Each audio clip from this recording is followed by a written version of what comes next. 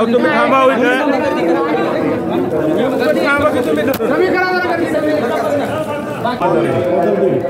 तो एक ही है, एनडीडीबी का है, एनडीडीबी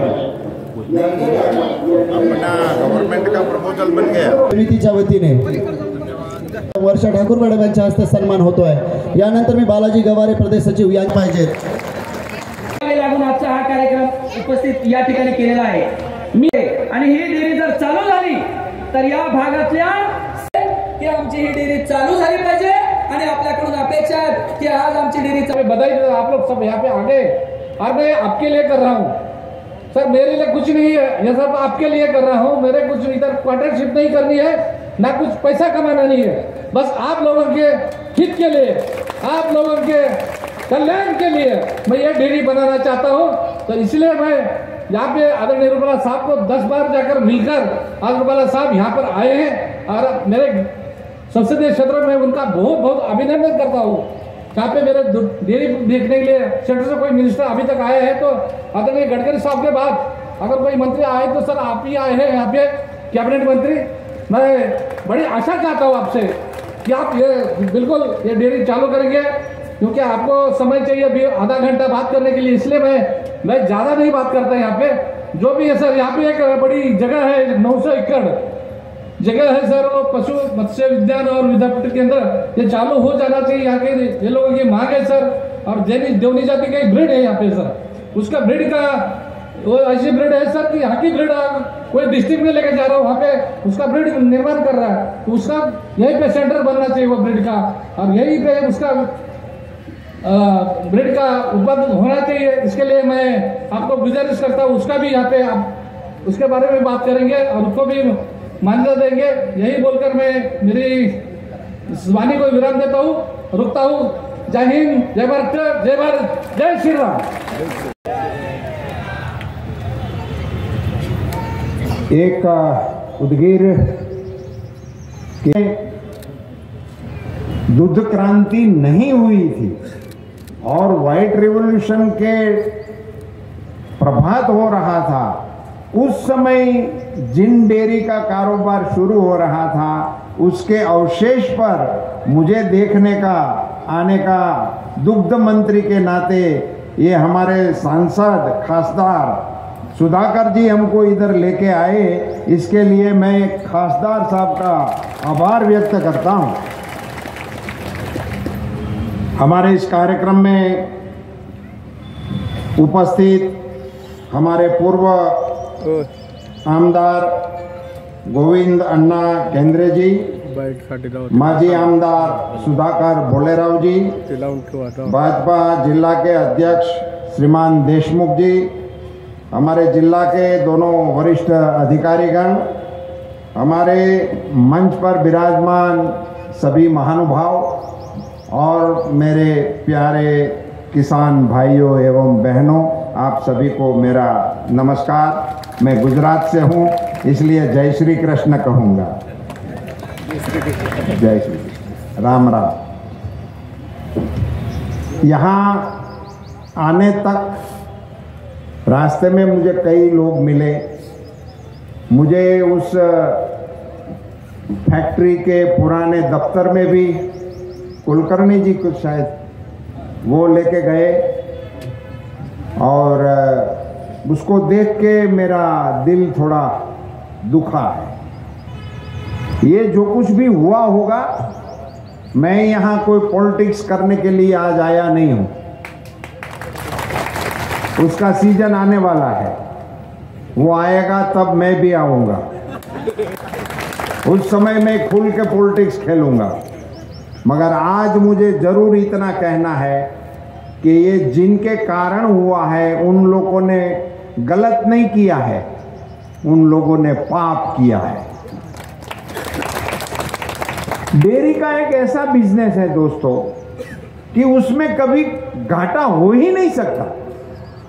ये पूरे देश में चल रहा है और मैं तो जहां से आ रहा हूं आप सब जानते हैं, और मैं गुजरात बोलता हूं तो आप सबको मैं बता दूं बड़े प्यार से कि मेरा जन्म जब हुआ था तब हमारा जन्म मुंबई राज्य में हुआ था, तब तो हम एक ही थे, 54 में तो हम आपके राज्य के ही हिस्से थे। सो हम तो एक ही राज्य में हैं।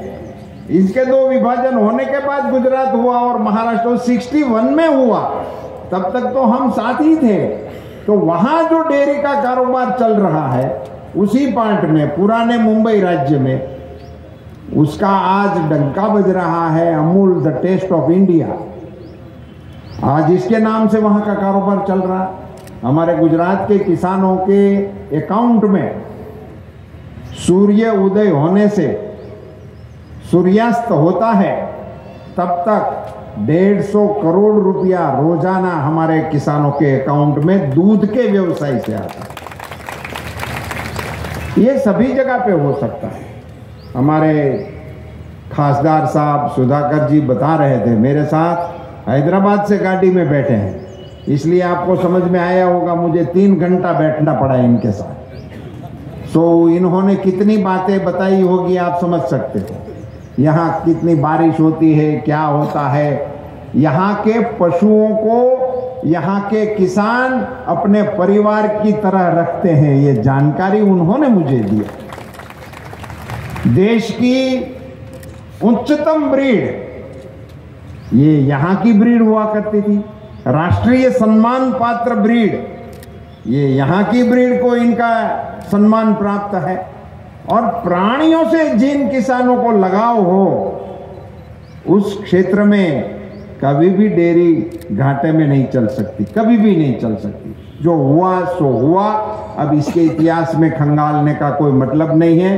किसी को टिका टिप्पणी में जाने से ये समय और भी बर्बाद हो सकता है, इसलिए मैं उसमें जाने के पक्ष में नहीं हूं। मुझे सुधाकर राव जी ने जब से ये खासदार मुझे 3-4 बार रूबरू मिले हैं, पहले तो मैं यही समझा था डेयरी करना है, मैंने ऐसे ही बोल दिया करो, हम तो डेयरी करवाने का मंत्रालय चला रहे।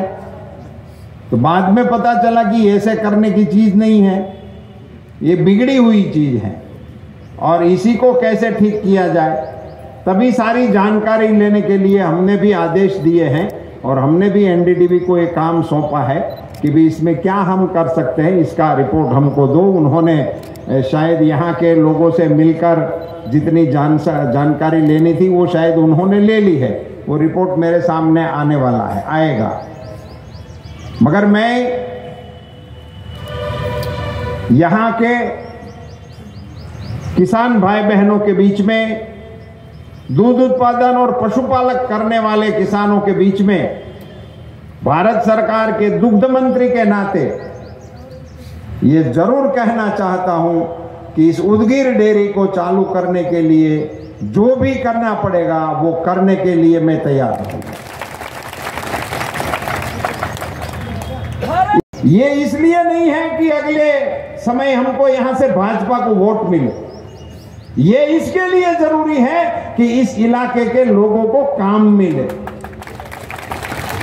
और काम मिले इतना ही जरूरी नहीं है दोस्तों, ये काम क्या है, ये दूध का काम है, ये देश की आवश्यकता है, ये दुनिया की आवश्यकता है।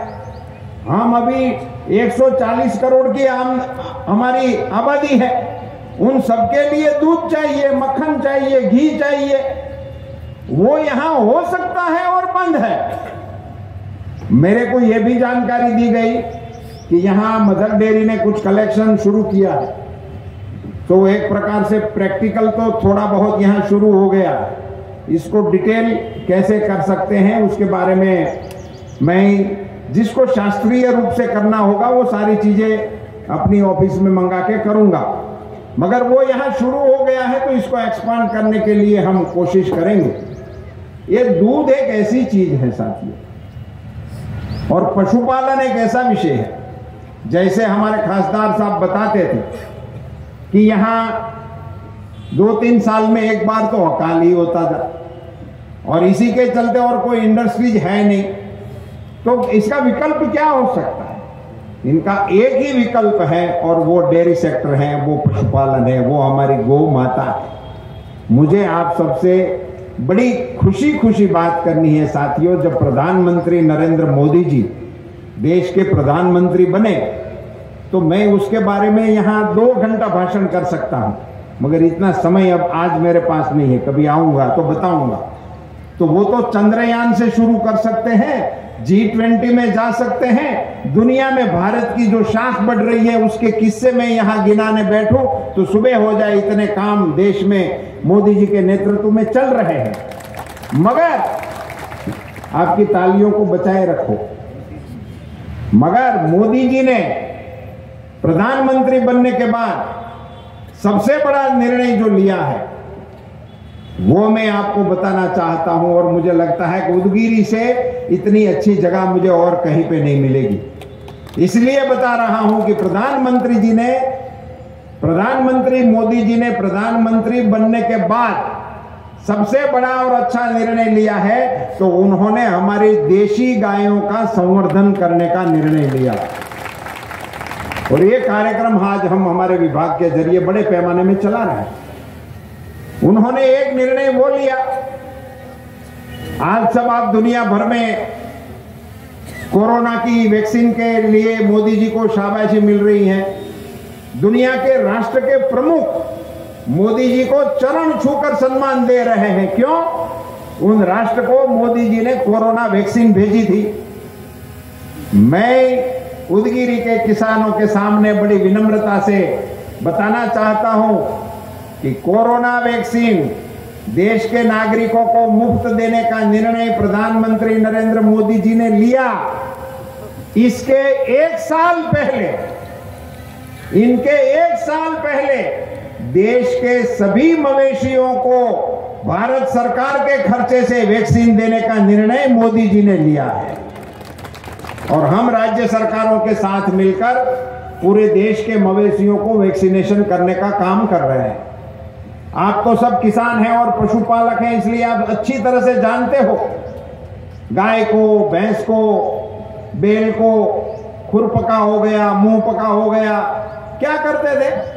किसान और गाय आमने सामने देखते थे, और अड़ोस पड़ोस वाले कोई पूछने आए तो बताते थे कि 2 दिन से खाती नहीं है, 3 दिन से दूध देती नहीं है, और कुछ गरम ऐसे दूध धाप करके उसमें कुछ देशी औषधियां नाक के उसका दूध देते रहते थे। बच गई तो बच गई, वरना हम अपने लोगों के बीच में बोल देते थे कि उनका और हमारा लेन देन खत्म हो गया। वो लेन देन ऐसे ही खत्म होता रहता था। इस अबोल पशुओं की वेदना को सुनकर देश के प्रधानमंत्री जी ने इनको देश में नाबूद करने के लिए फ्री वैक्सीन पूरे देश में देने का निर्णय लिया है। दूसरा, हम